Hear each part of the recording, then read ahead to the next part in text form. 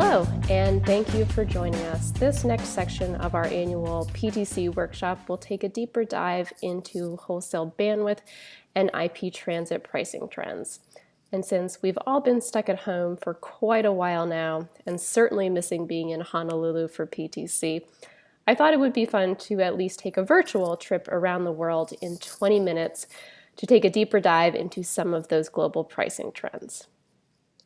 So our travel itinerary for today, we're first going to take the 10,000-foot view of global pricing trends. Where are we now and how did we get here?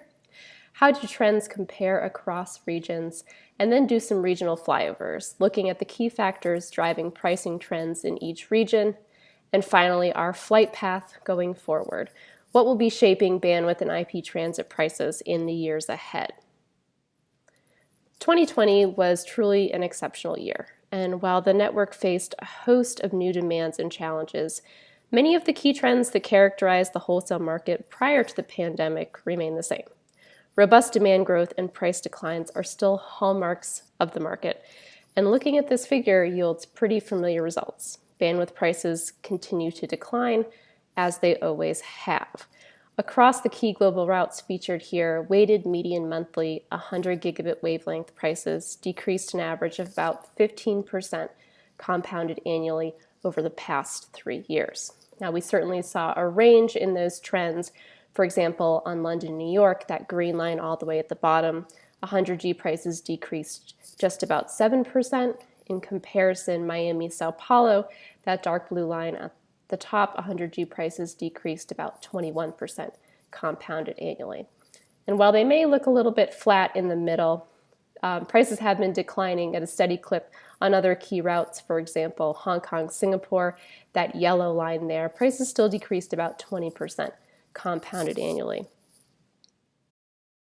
And as we've seen over the past few years, 100 gigabit wavelengths are experiencing more rapid price erosion.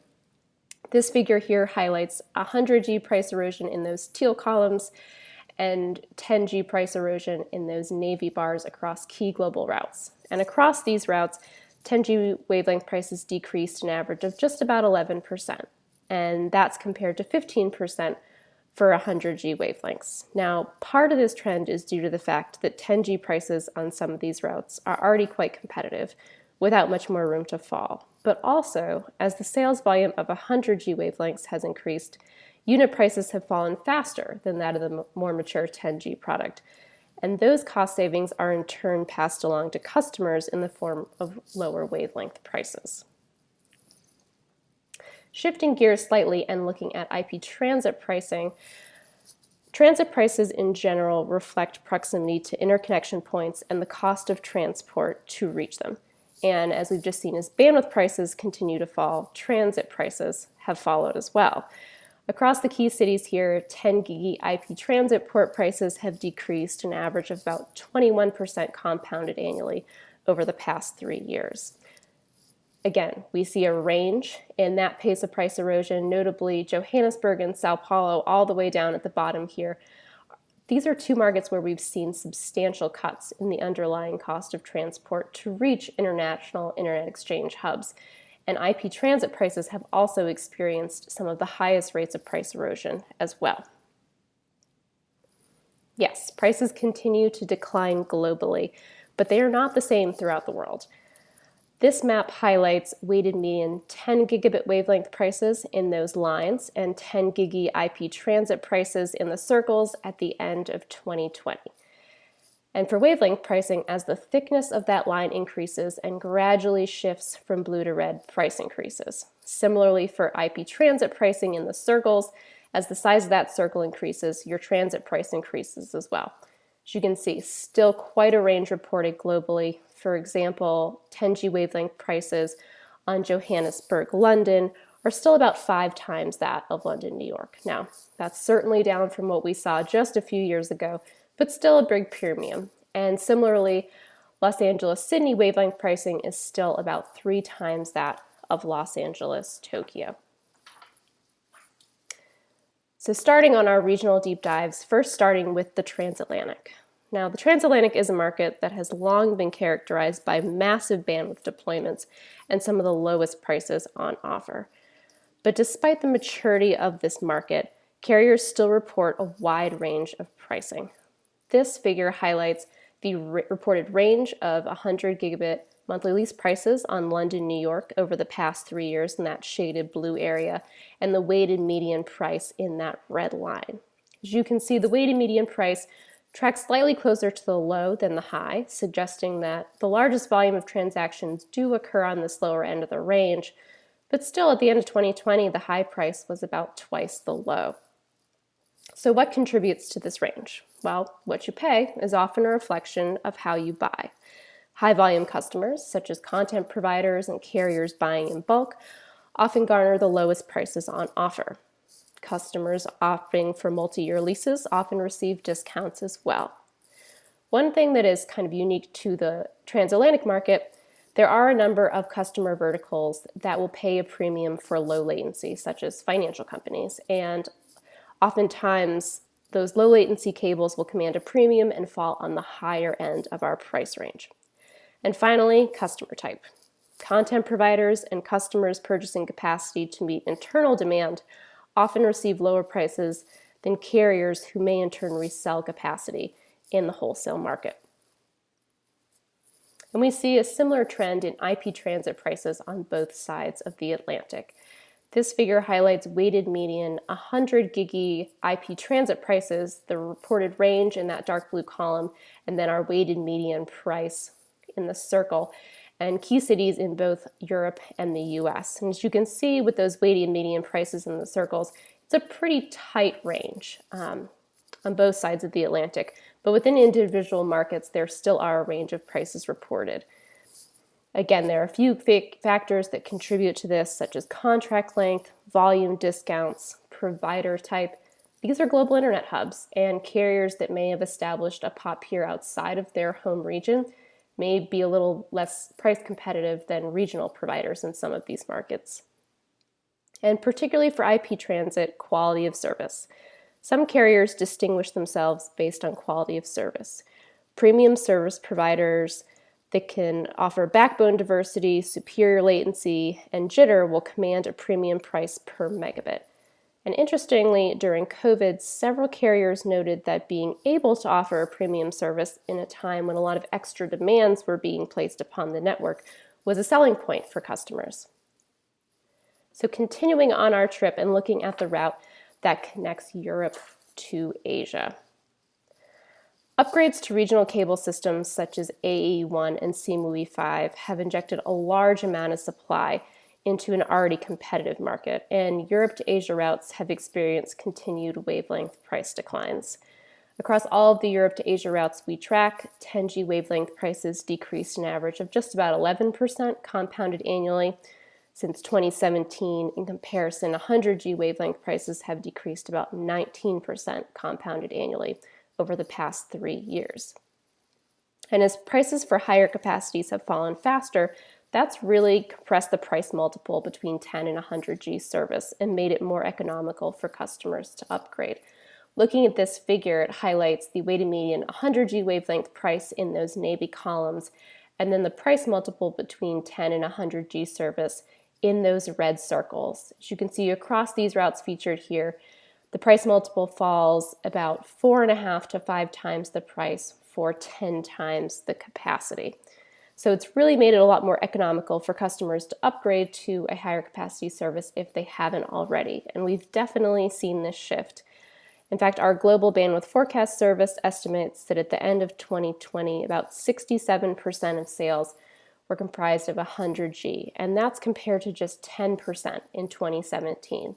So a substantial shift. Continuing on and looking at Asia and the Pacific, markets that certainly garner a lot of attention here at PTC. First, the core Trans-Pacific route. And now this is a route that when we dug into the data for this presentation, we were a little bit surprised. Price erosion was a little bit more moderate across the Pacific than we'd seen in previous years. Across the 3 routes featured here, 100G wavelength prices decreased an average of just about 6% compounded annually since 2017. Now, there are a few possible reasons for this. Looking just at Los Angeles, Tokyo, that red line at the bottom, This route did see the introduction of some new capacity with the Jupiter in 2020 and a little bit of higher rate of price erosion at about 10%. But it's already a highly competitive route, so the new system may not have had as big of an impact on pricing as it would have on other global routes. And the other routes feature uncertainty with delays in new cable systems such as PLCN and Hong Kong Americas. And when new systems come onto these routes, we do expect to see prices come down with the increase in competition and the offering of new diverse paths across the Pacific. But for now, the more moderate pace of price erosion has really helped sustain the premium for connections to Hong Kong and Singapore over the core Los Angeles-Tokyo route.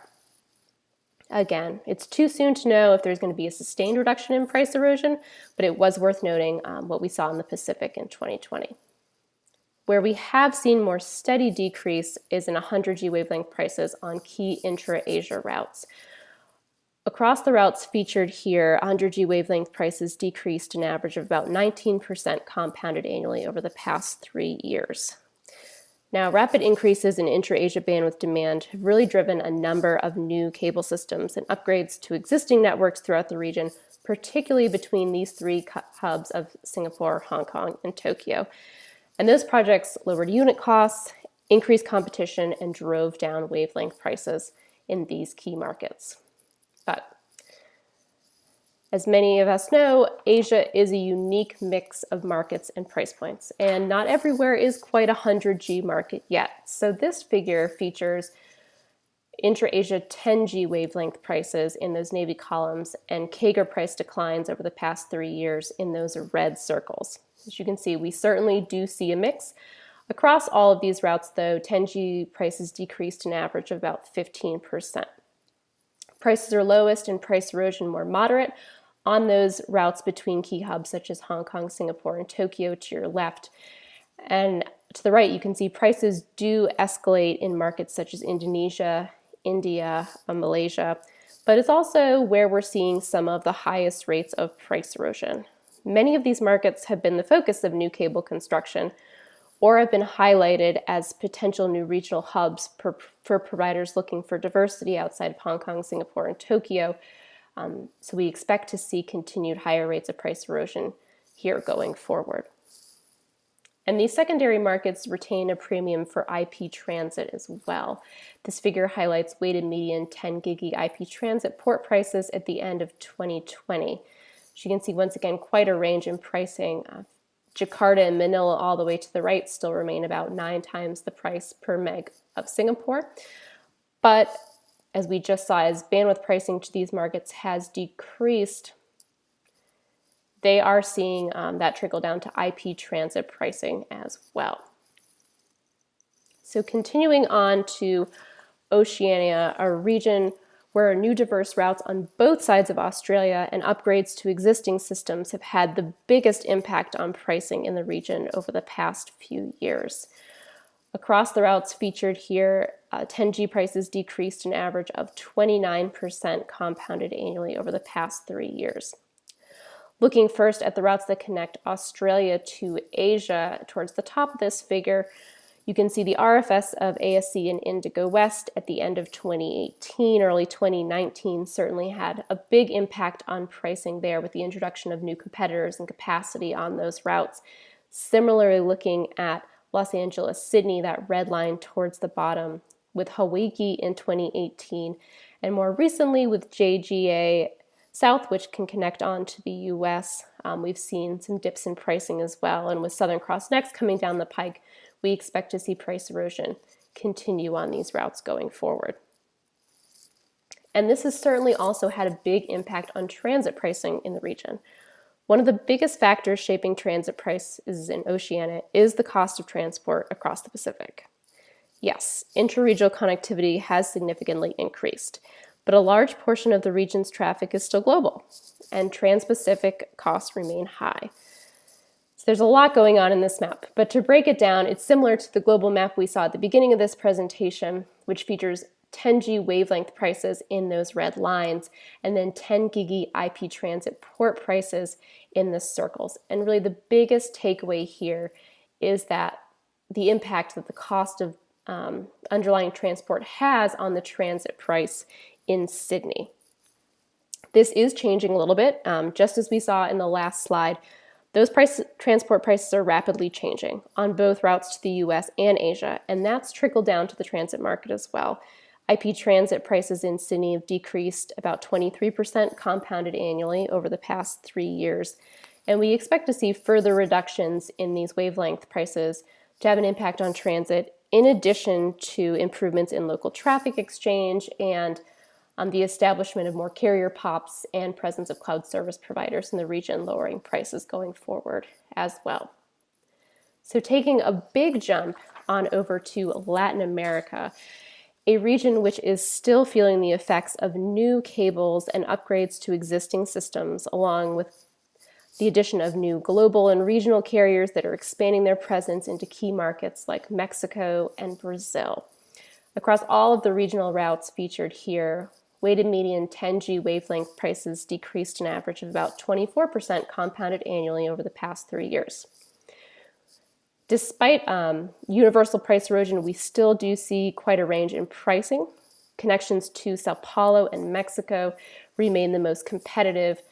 On the other end of the spectrum, that connection between Bogota and Miami in the dark blue line at the top, despite being a key economic hub with open competition and the highest rate of price erosion, it's still about twice the price of Miami, Sao Paulo. And it's a reflection of a few market factors, including high backhaul prices in Bogota.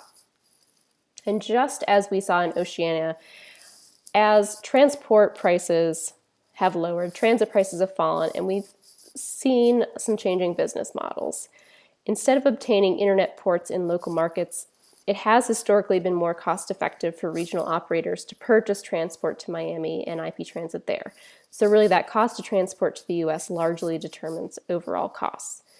And while no single market has emerged as a completely practical and cost-effective alternative to the US for traffic exchange, it is becoming less dominant in some markets for a few reasons.